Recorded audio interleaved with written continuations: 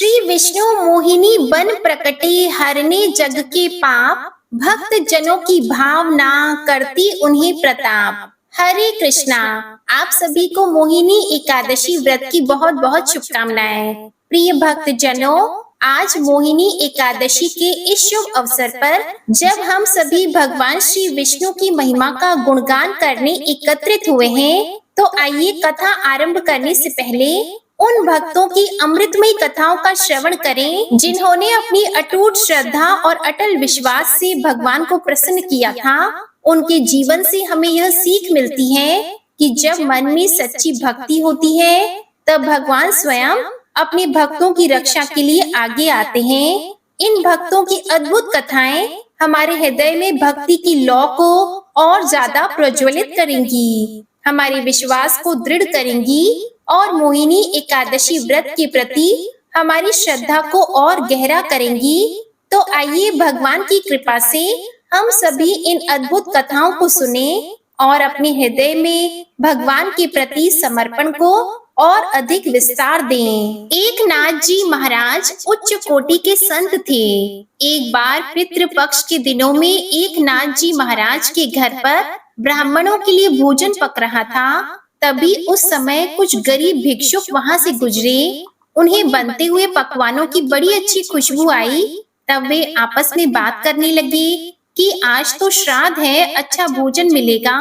तब उन्हीं भिक्षुकों में से एक कहने लगा कि पहले तो ब्राह्मणों को भोजन मिलेगा, फिर जो कुछ बच जाएगा वही हमें मिलेगा, इसलिए परेशान क्यों होते हो। यह सुनकर एक नाथ जी महाराज ने अपनी पत्नी गिरजाबाई से कहा कि देखो, इन गरीबों में भी तो भगवान बसते हैं। इन्होंने कभी भी अच्छे स्वादिष्ट भोजन ग्रहण नहीं किए होंगे और आज मैं यह चाहता हूँ कि मैं यह भोजन पहले इन गरीबों को करवा दूं, उसके बाद हम श्राद्ध का भोजन ब्राह्मणों को भी करवा देंगे। क्या तुम फिर से ब्राह्मणों के लिए भोजन बना दोगे? तो गिरजाबाई ने हाँ कह दिया।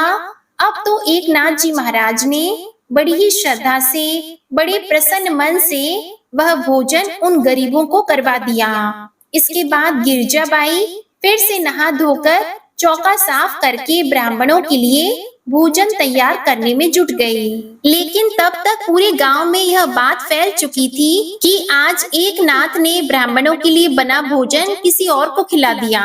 जब ब्राह्मणों को यह बात पता चली, तब तो ब्राह्मणों ने इसे अपना अपमान माना और यह निश्चय किया गया कि कोई भी अब एक नाथ महाराज के घर भोजन करने नहीं जाएगा।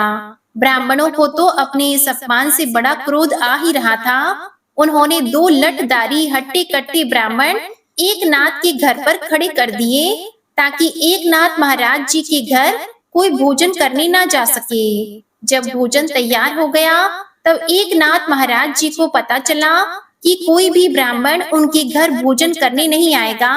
तब उन्होंने क्या किया कि अपनी संकल्प शक्ति और तप शक्ति से जो ब्राह्मण नहीं आ रहे थे, उनके ही दादा, पिता, चाचा और परिवार के बाकी मृत लोगों का आह्वान किया जो पितर बन चुके थे। वह सब के सब तुरंत ही प्रकट हो गए और फिर एक नाथ जी ने उनसे बड़े सम्मान के साथ कहा कि आप सभी मेरे यहाँ भोजन ग्रहण कीजिए। फिर वे सब ब्राह्मण एक पंक्ति में बैठकर भोजन करने लगे। जब आचमन के समय गाए जाने वाले श्लोक की आवाज बाहर खड़े लठधारी ब्राह्मणों के कानों में पड़ी, तो सोचने लगे कि हमने तो अंदर किसी को जाने नहीं दिया, यह एक नाथ किसको भोजन करा रहा है। जब उन्होंने दरवाजे के भीतर झांक कर देखा तो वे दंग रह गए। अंदर तो ब्राह्मणों की पंक्ति लगी हुई थी, जिसमें उनके चाचा, दादा, परदादा और गांव के कई लोगों के पितर वहां मौजूद थे और वे सभी बड़े प्रसन्न मन से भोजन को ग्रहण कर रहे थे। अब यह सारा दृश्य देखकर वे ब्राह्मण जो द्वार पर खड़े होकर पहरेदारी कर रहे थे, बड़े ही हैरान रह गए। उन्होंने सोचा, हमने तो पलक तक नहीं झपकी ताकि कोई अंदर ना जा सके, यह सब के सब कैसे पहुंच गए। अब वे दौड़े दौड़े गए और सभी गांव वालों को खबर कर दी कि हम तो बाहर द्वार पर पहरा दे रहे हैं, उधर एक नाथ के घर पर हमारे पितर श्राद्ध का भोजन कर रहे हैं। सुनते ही सारे लोग एक नाथ के घर के बाहर जमा हो गए उस समय एक नाथ जी महाराज उन पितरों को विदाई दे रहे थे। यह देखकर अब तो सभी गांव वालों के सिर शर्म से झुक गए और उन्होंने एकनाथ महाराज जी से क्षमा मांगी। एकनाथ महाराज जी उच्च कोटि के ब्राह्मण थे, इसलिए उन्होंने सबको माफ कर दिया। एक सच्चा योगी अपनी संकल्प शक्ति से पितरों को भी अपने समक्ष प्रकट कर सकता है। यह आज उन सभी ने अपने सामने साक्षात देख लिया था। तो ये होती है संकल्प शक्ति। अगर मन सच्चा होता है तो भगवान हो या हमारे पितर हमारा साथ अवश्य देते हैं। गुजरात में एक गांव है जिसका नाम है डाकोर। वहीं पर श्री रामदास जी नाम के एक भक्त रहा करते थे और वे हर एकादशी पर द्वारिका जाकर श्री रणछोड़ जी के मंदिर में पूरी रात कीर्तन करते थे। भगवान कृष्ण का ही एक नाम रणछोड़ जी है और अब रामदास जी इस द्वारिका के उस मंदिर में जाकर पूरी रात एकादशी की रात को कीर्तन भजन किया करते और अगले दिन वापस लौट आते थे। जब समय आने पर वे वृद्ध हो गए तब भगवान ने उनसे घर पर ही कीर्तन करने को कहा, परंतु उन्होंने ठाकुर जी की यह बात नहीं मानी। अब आप सोच रहे होंगे कि भगवान ने उनसे खुद क्यों कहा, क्योंकि जब भक्त सच्चे होते हैं तब भगवान और भक्त में एक अटूट संबंध बन जाता है। तब भगवान खुद अपने भक्त से बातें किया करते हैं, उनके साथ खाते पीते खेलते हैं, उनका समय बिताते हैं, उनके सुख दुख भी बांटा करते हैं और कभी कभी तो उन्हें जो चाहिए होता है वह भी अपने भक्त से कहा करते हैं। तब ठाकुर जी अपने भक्त रामदास जी से इसी तरह बातें किया करते थे और ठाकुर जी ने उनकी इस वृद्धावस्था को देखकर उनसे मंदिर न आने की बात कही, लेकिन उन्होंने ठाकुर जी की यह बात नहीं मानी। अब उनकी निष्ठा को देखकर प्रभु उनसे प्रसन्न हो गए। फिर बोले, ठीक है रामदास जी, अगर तुम नहीं मानना चाहते तो मत मानो, लेकिन अब बुढ़ापा आ गया है और तुम यहाँ इतने कष्ट से मेरे पास आकर मंदिर में रात भर भजन कीर्तन करती हो। तुम्हारे यहाँ आने का कष्ट मुझसे सहन नहीं होता।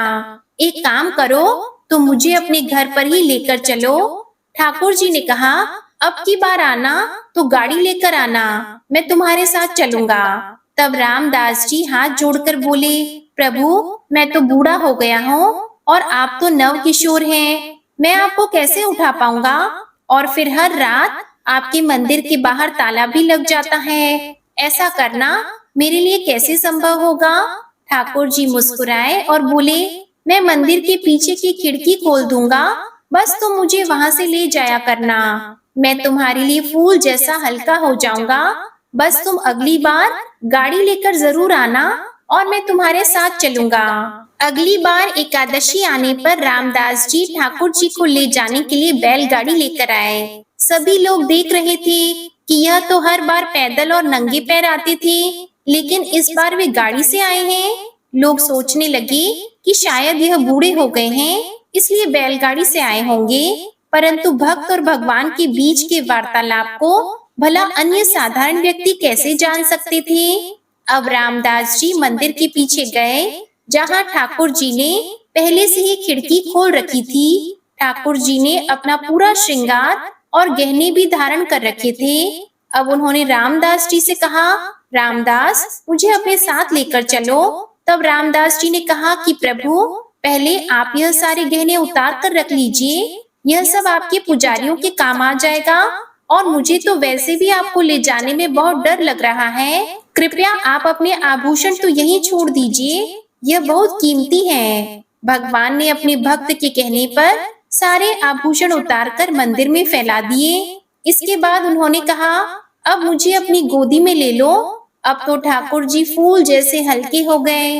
रामदास जी ने उन्हें बड़े स्नेह के साथ गोद में उठाया और बैलगाड़ी में बिठा लिया और फिर वे डाकोर की ओर चल पड़े, जहाँ वो रहा करते थे। इधर जब रणछोड़ जी के पुजारियों ने अगले दिन मंदिर खोल के देखा तो मंदिर में हर जगह आभूषण फैले हुए थे। कहीं पर हार पड़ा था, कहीं पर नथनी पड़ी थी, कहीं पायल पड़ा था। ठाकुर जी जितने जितने आभूषण पहना करते थे वह सारे के सारे आभूषण मंदिर में हर जगह फैले हुए थे। बस नहीं थे तो केवल ठाकुर जी। ठाकुर जी की मूर्ति वहां से गायब थी। अब उन्होंने मंदिर की खुली हुई खिड़की देखी तो समझ गए कि जरूर वह बैलगाड़ी वाला भक्त ही ठाकुर जी को ले गया होगा।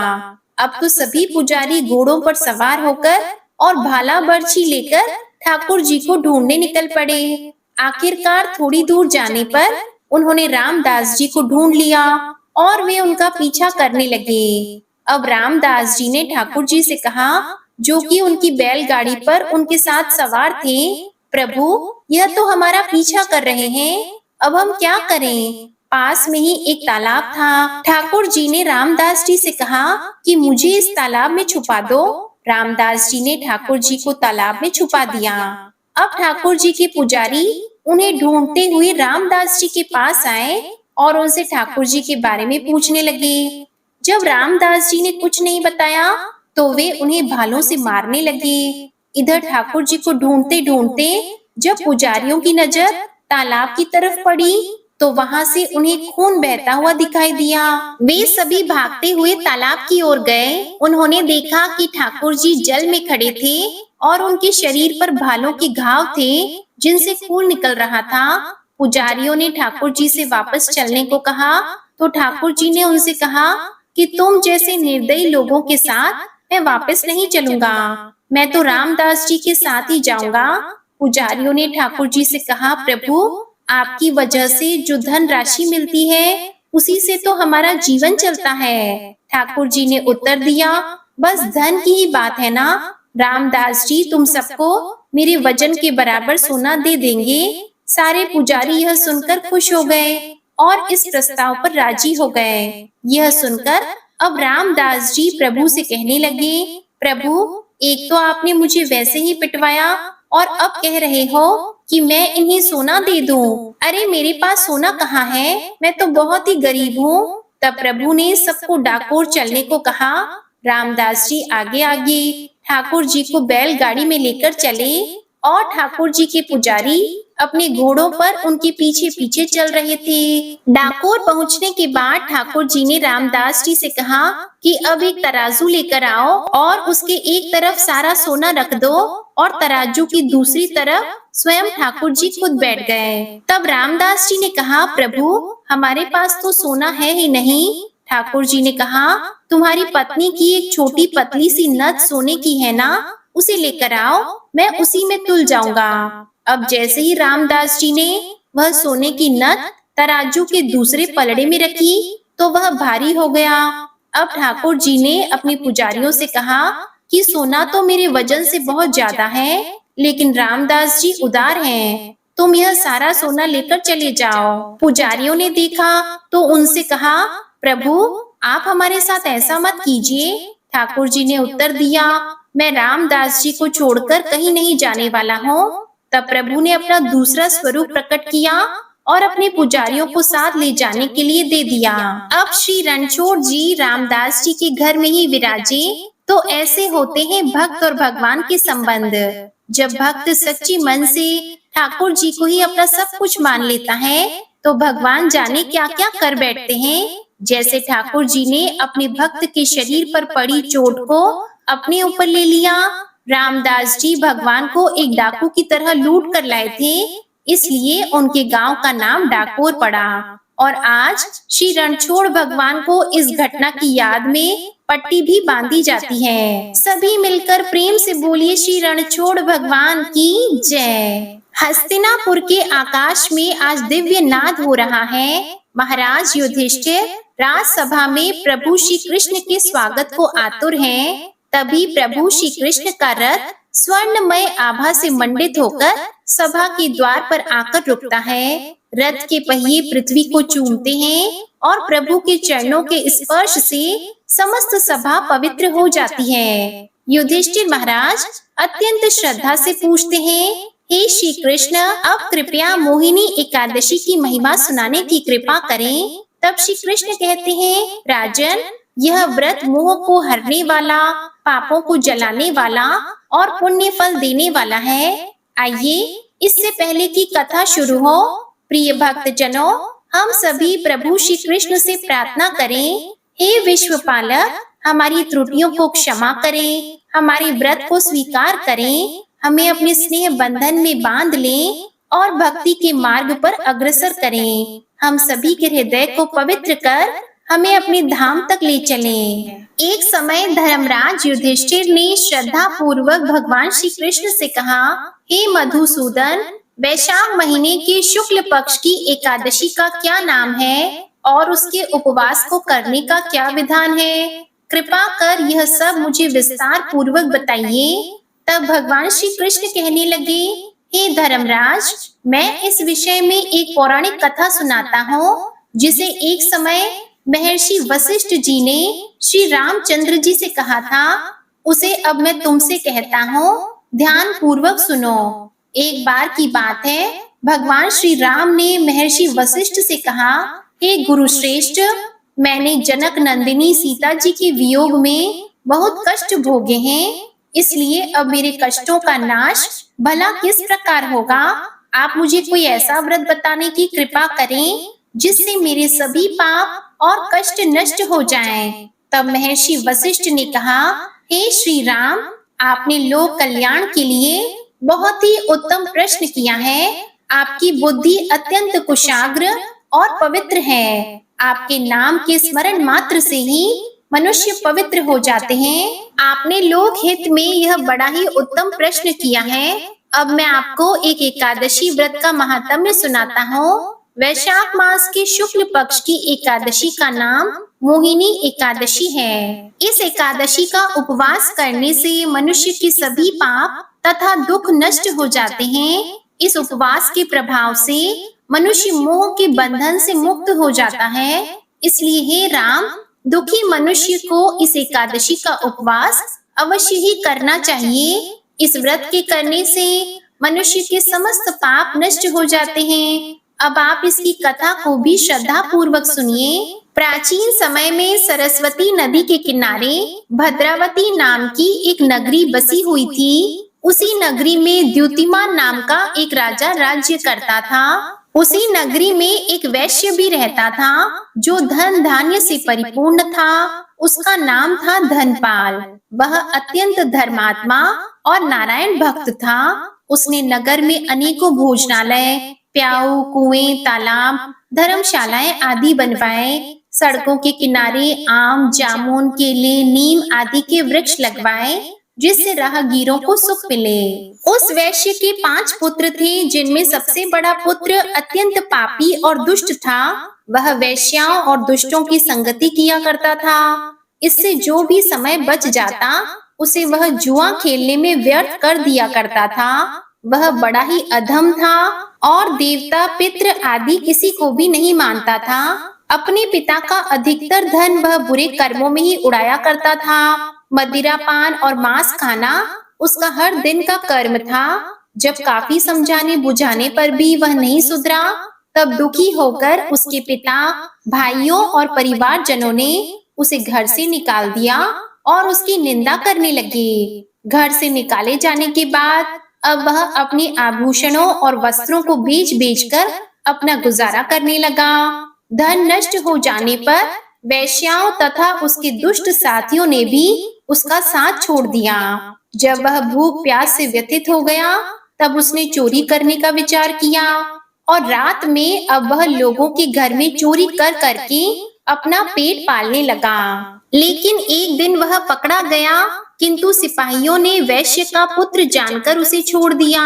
जब वह दूसरी बार फिर से पकड़ा गया, तब सिपाहियों ने भी उसका कोई लिहाज नहीं किया और राजा के सामने प्रस्तुत करके उसे सारी बात बताई। तब राजा ने उसे कारागार में डलवा दिया। कारागार में राजा के आदेश से उसे बहुत कष्ट दिए गए और अंत में उसे नगर छोड़कर जाने को कह दिया गया। दुखी होकर अब उसे वह नगर छोड़ना पड़ा। अब वह दुष्ट जंगल में पशु पक्षियों को मार मार कर अपना पेट भरने लगा, कच्चा मांस खाने लगा, फिर बहेलिया बन गया और धनुष बाण से जंगल के बेजुबान प्राणियों को मार मार कर खाने और बेचने लगा। एक बार भूख और प्यास से व्याकुल होकर वह भोजन की तलाश में निकला और कौंडिन्य मुनि के आश्रम में जा पहुंचा। उन दिनों वैशाख का महीना था। कौंडिन्य मुनि गंगा स्नान करके आए हुए थे। उनके भीगे वस्त्रों के छींटे मात्र पड़ने से उस पापी को कुछ सद्बुद्धि मिली। वह अधम अब ऋषि के पास जाकर हाथ जोड़कर विनम्रता पूर्वक कहने लगा, हे महात्मा, मैंने अपने जीवन में अनेकों पाप किए हैं। कृपा कर आप उन पापों से छूटने का कोई साधारण और बिना धन का उपाय बताइए। मैं उन सभी पापों से मुक्त होना चाहता हूँ। तब ऋषि ने कहा, तू ध्यान देकर सुन। वैशाख मास के शुक्ल पक्ष की एकादशी का व्रत कर। इस एकादशी का नाम मोहिनी है। इसका उपवास करने मात्र से ही तेरे सभी पाप नष्ट हो जाएंगे। ऋषि के वचनों को सुनकर वह बहुत ही प्रसन्न हुआ और उनकी बताई हुई विधि के अनुसार फिर उसने मोहिनी एकादशी व्रत का पालन किया। वशिष्ठ मुनि कहते हैं, हे श्री राम, इस व्रत के प्रभाव से उसके सभी पाप नष्ट हो गए और फिर अंत में वह गरुड़ पर सवार होकर श्री विष्णु लोक को गया। संसार में एकादशी व्रत से उत्तम दूसरा कोई व्रत नहीं है। एकादशी के महात्म्य के श्रवण और पठन से जो पुण्य मिलता है वह पुण्य 1 सहस्त्र गोदान के पुण्य के बराबर है। कथा का सार यह है कि प्राणी को सदैव संत जनों का संगत करना चाहिए। संतों की संगति से मनुष्य को न केवल सद्बुद्धि प्राप्त होती है अपितु उसके जीवन का उद्धार भी होता है। पापियों की संगत प्राणी को घोर नरक में ले जाती है। कथा का समापन करते हुए भगवान श्री कृष्ण ने युधिष्ठिर महाराज से कहा, हे राजन, इस व्रत का पालन करने से समस्त पापों से मुक्ति मिल जाती है। ऐसा कहकर उन्होंने अपना आशीर्वाद प्रदान किया और अपने शुभ रथ पर सवार होकर धीरे धीरे अंतर्ध्यान हो गए। तब युधिष्ठिर महाराज हाथ जोड़कर उनके चरणों में नतमस्तक हो गए और उनके बताए मार्ग पर चलने का संकल्प लिया। ऐसी है मोहिनी एकादशी व्रत की महिमा। जो व्यक्ति अपने जीवन में एक बार भी एकादशी व्रत धारण करता है वह सभी मोह माया के बंधन से मुक्त होकर अंत में भगवान के बैकुंठ लोक को प्राप्त हो जाता है। प्रेम से बोलिए मोहिनी एकादशी की जय। प्रेम से बोलिए श्री कृष्ण भगवान की जय। श्री लक्ष्मी नारायण भगवान की जय। 11 माता की कथा हमें सिखाती है कि अगर नियमों और संयम के साथ व्रत किया जाए तो भगवान की कृपा अवश्य मिलती है। बिना नियम बिना श्रद्धा के किया गया उपवास केवल भूख रह जाता है, लेकिन विधि पूर्वक किया गया व्रत पापों का नाश और पुण्यों की प्राप्ति कराने वाला होता है। तो आइए हम सभी 11 माता की पावन कथा का श्रवण करें ताकि हमारी एकादशी सिद्ध हो और भगवान श्री विष्णु की कृपा हम सभी पर बनी रहे। सभी मिलकर प्रेम से बोलिए 11 माता की जय। एक बार देवर्षि नारद जी बैकुंठ धाम गए। वहां उन्होंने भगवान विष्णु को नमन किया। नारद जी ने श्री हरि से कहा, प्रभु, पृथ्वी पर अब आपका प्रभाव कम हो रहा है। धर्म पर चलने वालों को कोई अच्छा फल नहीं मिल रहा। जो पाप कर रहे हैं उनका भला हो रहा है। तब भगवान श्री हरि ने कहा, ऐसा नहीं है देवर्षि, जो भी हो रहा है सब नियति के जरिए हो रहा है। नारद जी बोले, मैं तो देख कर आ रहा हूँ, पापियों को अच्छा फल मिल रहा है और भला करने वाले धर्म के रास्ते पर चलने वालों को बुरा फल मिल रहा है। भगवान ने कहा, कोई एक ऐसी घटना बताओ। तब नारद जी ने कहा, अभी मैं एक जंगल से आ रहा हूँ। वहाँ एक गाय दलदल में फंसी हुई थी। कोई उसे बचाने वाला नहीं था। तभी एक चोर उधर से गुजरा।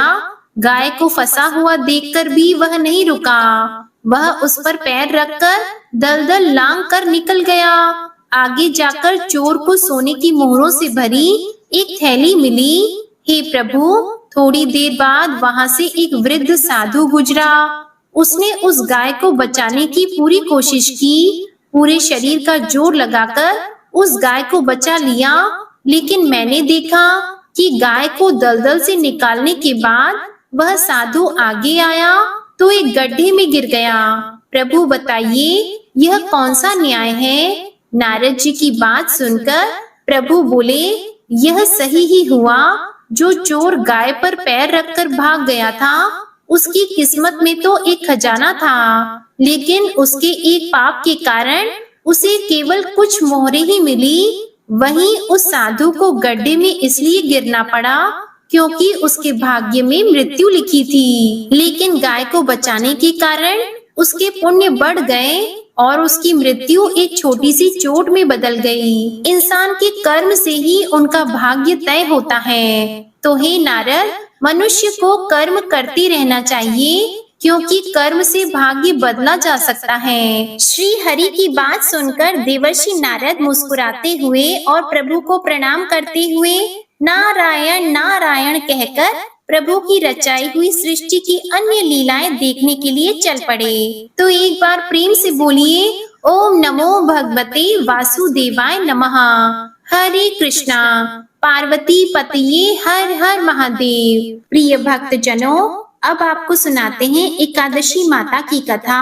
इसके सुनने के बाद ही यह व्रत कथा पूर्ण होती है। एक बार एक बूढ़ी माँ ने एकादशी का व्रत रखा। बड़ा ही भक्ति भाव से पूजा अर्चना की। उन्हें वृद्धावस्था में क्या बाधा थी, वह तो अपने पुत्र पौत्रों की सुख सुविधा के लिए व्रत किया करती थी। वह दिन भर तो जरा कठोर मन से अपनी प्यास को रोके रही और दिन में ब्राह्मणों को मिट्टी के पात्र में भरकर पानी और ऋतु फल दान दिए। दोना भर भर के चीनी और दही का वितरण किया।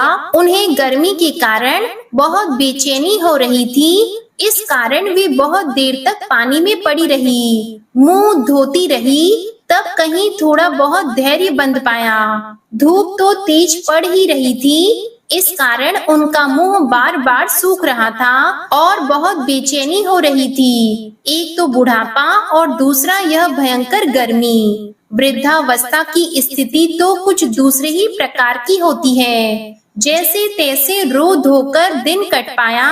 अब पहाड़ सी रात सामने थी, उनका कटना बड़ा ही कठिन दिखाई दे रहा था। खटिया पर पड़े पड़े शांति नहीं मिल रही थी। वे बार बार करवट बदल रही थी। अनेक बार वे बाहर जाती और भीतर आती। उन्हें घर के अंदर शांति नहीं थी। वे खटिया पर पड़ी पड़ी एकादशी माता का स्मरण कर रही थी। वे कहती रही कि हे माता जी, आप मेरी लाज रखिएगा, आप ही मुझे शांति दीजिएगा, जिससे मैं यह व्रत कर सकूं और यह पहाड़ सी रात शांति पूर्वक व्यतीत हो सके। प्यास के कारण बूढ़ी माँ की बेचैनी तो बढ़ती ही जा रही थी। उन्होंने धैर्य रखने का बहुत प्रयास किया, किंतु सहनशीलता की सीमा टूट गई और वे घबराकर एकदम चिल्ला उठी। बोली कि बचाओ बचाओ।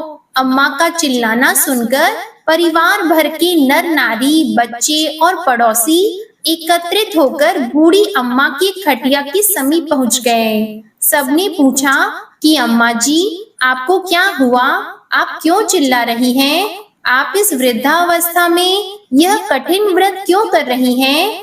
अम्मा जी, शक्ति से ही भक्ति होती है। थोड़ी ही देर में वे फिर से बोली कि अरे मेरे प्राण निकले जा रहे हैं, मेरी छाती पर ठंडे पानी का घड़ा रख दो। अब नातियों ने दादी की छाती पर ठंडे पानी का पात्र रख दिया। तब उन्हें कहीं थोड़ा बहुत आराम मिला और थोड़ी देर के लिए उन्होंने अपनी आंखें बंद कर ली। अब एकादशी माता ने सोचा कि यह बूढ़ी अम्मा है तो बहुत कठोर, जरा जाकर उसकी परीक्षा लेनी चाहिए। वे आधी रात को मुर्गा बनकर टेर लगाने लगी। मुर्गा की आवाज सुनकर दादी जल्दी से उठी और बाहर जाकर आसमान की ओर देखा। आसमान में कहीं उन्हें प्रातःकालीन तारा नजर नहीं आया। वे सोचने लगी, यह मुर्गा क्यों और कैसे बोल गया? उन्हें प्यास तो लग ही रही थी, थोड़ा बहुत उनका मन भी विचलित हो गया था। अंत में उन्होंने दृढ़ निश्चय कर लिया कि मैं अब व्रत को करके ही छोड़ूंगी, चाहे भले ही मेरे प्राण क्यों न निकल जाएं। यह सोचकर फिर वे खटिया पर शिथिल होकर लेट गईं। थोड़ी देर में एकादशी माता ने उनकी फिर से परीक्षा लेनी चाहिए। एक छोटी सी बालिका एक ग्लास में शरबत लेकर उनके सिरहाने आकर खड़ी हो गई और जोर से बोली, दादी जी, सवेरा हो गया है, आप हाथ मुंह धोकर शरबत पी लीजिए। पहले तो शरबत का ग्लास देखकर उनका मन मचल उठा, किंतु अचानक व्रत का स्मरण हो आया और उन्होंने सोचा कि मैं किसी भी प्रकार से अभी शरबत नहीं पी सकती हूँ, और वे शांति पूर्वक अपनी खटिया पर लेट गईं। फिर थोड़ी ही देर में उन्हें ऐसा लगा जैसे किसी ने उन्हें पानी के कुएं में पटक दिया हो। वे बड़ी देर तक हाथ पैर चलाती रही, किंतु उन्होंने अपने मुंह में एक बूंद भी पानी जाने नहीं दिया। वे दृढ़ता पूर्वक अपने व्रत का पालन करती रही। थोड़ी देर में न जाने कहां से सामने आग जलने लगी, जिससे भारी गर्मी बढ़ने लगी। प्यास के कारण प्राण निकलने लगे, किंतु बूढ़ी अम्मा का कुछ भी नहीं बिगाड़ पाया। वे जहां की तहां मुस्कुराती हुई बैठी रही। थोड़ी ही देर में बाहर प्रकाश दिखाई देने लगा। ऐसा लगा जैसे सवेरा हो गया हो। बूढ़ी अम्मा ने जब बाहर निकलकर देखा तो समझ गई अभी सवेरा होने में 3-4 घंटे की देरी है। यह जानकर वे शांति पूर्वक इधर उधर घूमने लगी। फिर एकादशी माता यह बात अच्छी तरह से समझ गई कि यह बूढ़ी अम्मा किसी भी प्रकार से अपने व्रत से नहीं टल सकती हैं। वे उनके सत्य व्रत को अच्छी तरह से समझ गईं। अब सवेरा होते ही बूढ़ी माता ने स्नान किया, भगवान का पूजा पाठ किया, एकादशी की कथा सुनी, ब्राह्मणों को दक्षिणा देकर भोजन कराया। तब कहीं जाकर उन्होंने व्रत का पारण करके जल ग्रहण किया। कन्याओं को भोज कराने के बाद अम्मा ने स्वयं भोजन किया। उस श्रेष्ठ व्रत के प्रभाव से बूढ़ी अम्मा की आयु में वृद्धि हो गई। उनका घर परिवार हरा भरा हो गया। अब उनको कोई अभाव नहीं रहा। वे हर तरह से सुख साधनों से संपन्न हो गईं। नाती नातिन से उनका घर भर गया और वे उसी तरह से 12 महीने की एकादशी का व्रत करने लगी। एकादशी माता के व्रत के प्रताप से इस संसार में हर प्रकार के सुख भोग कर अंत में वे बैकुंठ धाम को चली गईं। जैसे एकादशी माता ने बूढ़ी माता और उनके परिवार को हरा भरा किया, ऐसे ही एकादशी माता हम सभी की मनोकामनाओं को पूर्ण करें। बोलिए श्री लक्ष्मी नारायण भगवान की जय। एकादशी व्रत विशेषकर अपने सभी पापों के नाश के लिए रखे जाते हैं। तो आइए प्रिय भक्तजनों, अब हम सभी सच्चे मन से अपने जाने अनजाने में किए गए पापों का प्रायश्चित करने के लिए भगवान श्री हरि से प्रार्थना करें और पाप नाशक स्तोत्र का हिंदी अनुवाद सुनें। पाप नाशक स्तोत्र के बारे में महात्मा पुष्कर कहते हैं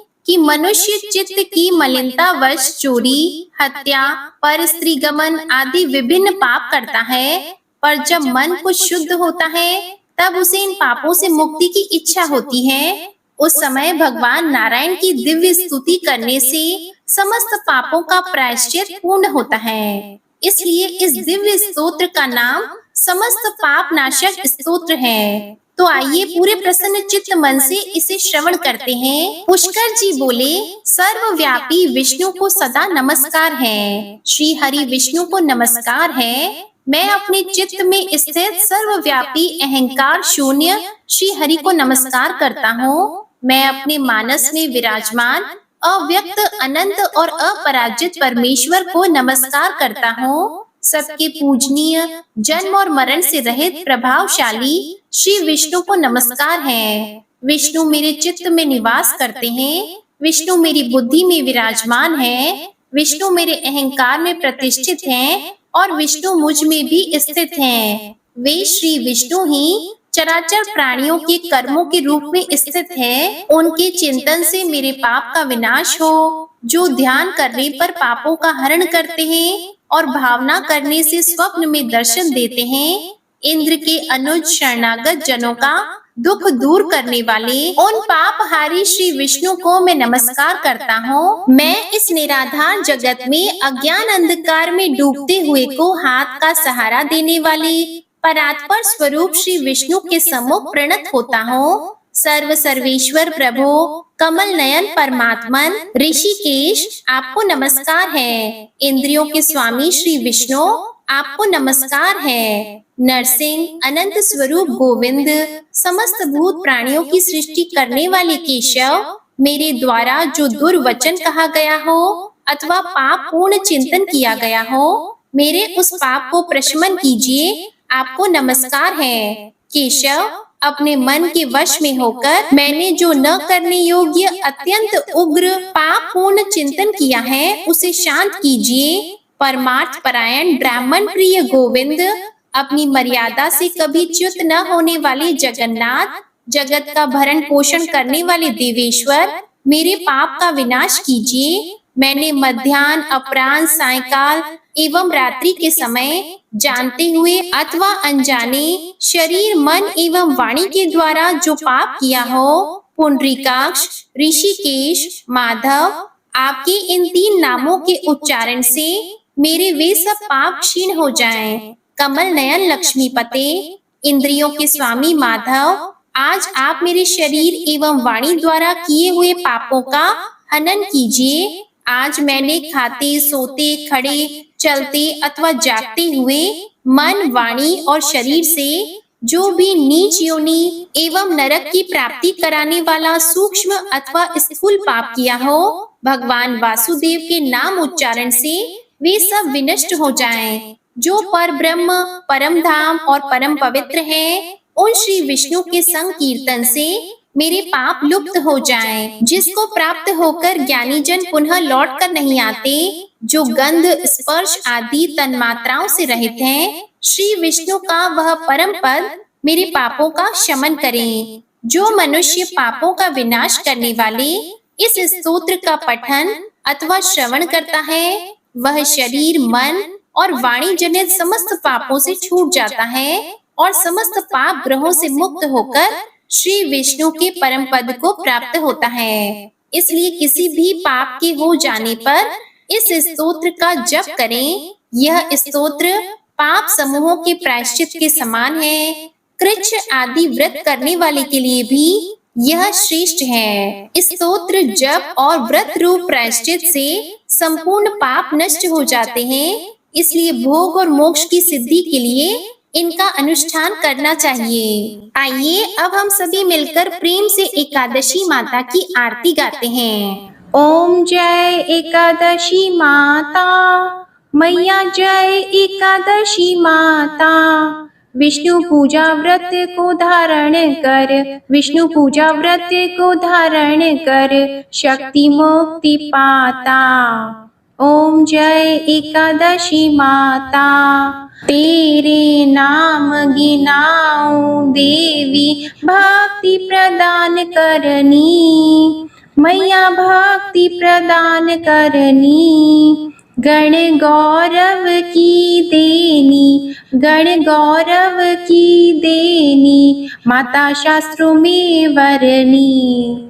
ओम जय एकादशी माता, मार्गशीर्ष की कृष्ण पक्ष की उत्पन्ना विश्व तारिणी जन्मी, मैया उत्पन्ना विश्व तारिणी जन्मी। शुक्ल पक्ष में हुई मोक्षदा, मुक्तिदाता बन आई। ओम जय एकादशी माता, पौष के कृष्ण पक्ष की सफला नामक है, सफला नामक है। शुक्ल पक्ष में होए पुत्रदा, आनंद अधिक रहे। ओम जय एकादशी माता, नाम षटतिला माघ मास में कृष्ण पक्ष आवे, मैया कृष्ण पक्ष आवे। शुक्ल पक्ष में जया कहावे, शुक्ल पक्ष में जया कहावे, विजय सदा पावे। ओम जय एकादशी माता, विजया फागुन कृष्ण पक्ष में शुक्ला आमल की, मैया शुक्ला आमल की। पाप मोचनी कृष्ण पक्ष में चैत्र महाबली की। ओम जय एकादशी माता।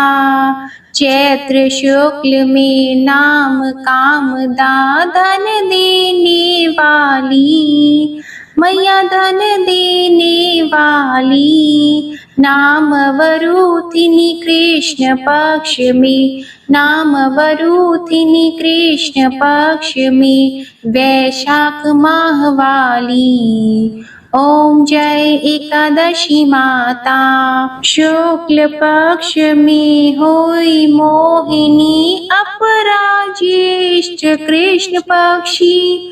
नाम निर्जला सब सुख करनी, नाम निर्जला सब सुख करनी। शुक्ल पक्ष रखी, ओम जय एकादशी माता।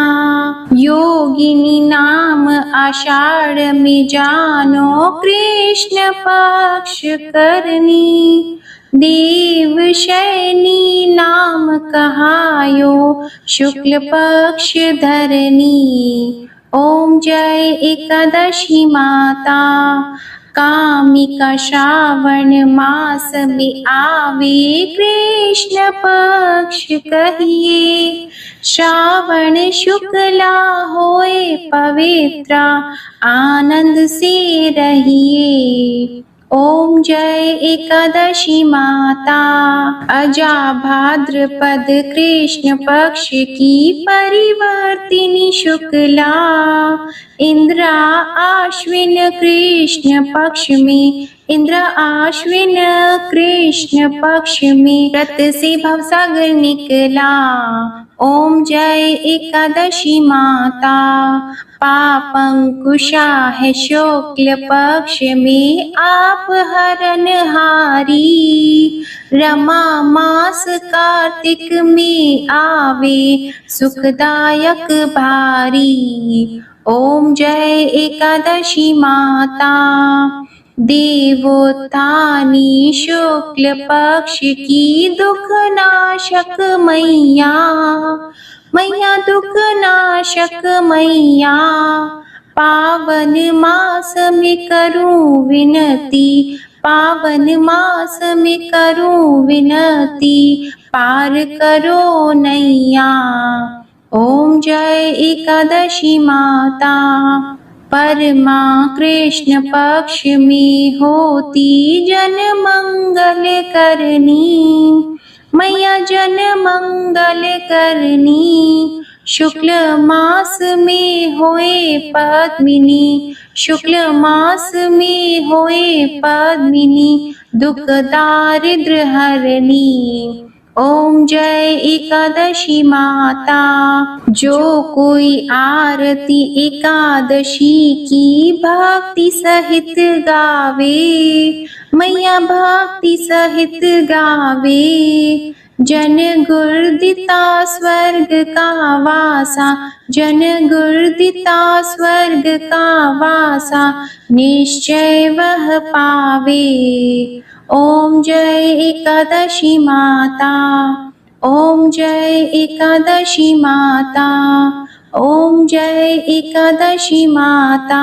प्रेम से बोलिए एकादशी माता की जय। प्रेम से बोलिए भगवान श्री लक्ष्मी नारायण जी की जय। आज की ये वीडियो पसंद आई हो तो वीडियो को लाइक जरूर कीजिएगा, शेयर कीजिएगा, कमेंट में भगवान श्री लक्ष्मी नारायण जी और एकादशी माता की जय लिखिएगा और हमारे चैनल आध्यात्मिक सागर को सब्सक्राइब जरूर कीजिएगा। प्रेम से बोलिए भगवान श्री लक्ष्मी नारायण जी और तुलसी शालिग्राम जी की जय। बोलिए श्री राधे कृष्ण भगवान की जय।